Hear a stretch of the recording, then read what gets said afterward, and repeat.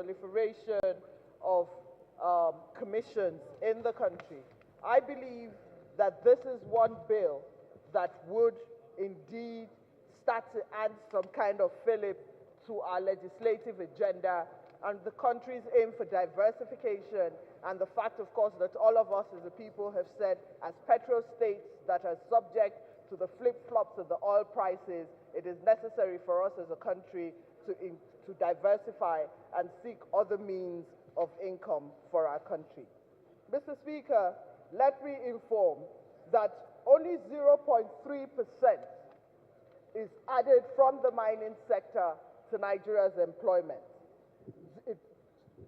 Mining makes up 0.2% of income from our exports, and a total of $1 billion only is added to the GDP of our country from mining.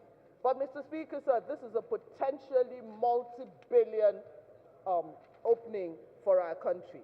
And in reading the bill front to back, Mr. Speaker, I have seen that this is one bill, this commission that this bill serves to create is one that will bring everything under one roof. Mr. Speaker, it was based on the recommendations from KPMG and the World Bank that for us to develop our mining sector, that Nigeria needed a more robust fiscal regime with regards to the mining sector, to open up this sector so that there is confidence in the miners from outside of Nigeria to actually invest in mining.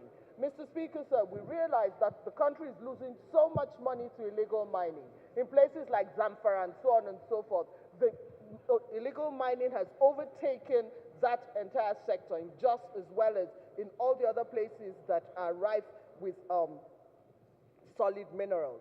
Mr. Speaker, I have read this bill cover to cover, and what it does, Mr. Speaker, is that it opens up the spaces. It talks very extensively about the taxation regime that would not be contained within the Ministry of Mines and Power. It speaks about compensation to the people whose lands will be taken over where we find out that we have solid minerals. It talks about environmental degradation and what is going to happen with regards to that, and what will happen to the people, the penalties for the people who will degrade our environment. It talks about protection of the local communities and protection of local small-scale miners. It has a regime that moves the local miners from being small-scale miners to give them access to international funding in such a way that we can actually grow the local mining market.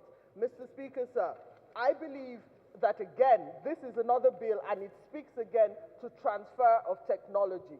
So not only does it talk about developing or building the mining sector, it talks about transfer of technology, the regime and the time frame within which an international company would have to have mined in Nigeria and transferred to the Nigerian local miners in such a way that after a certain number of years, then it will be a truly indigenous sector of our economy.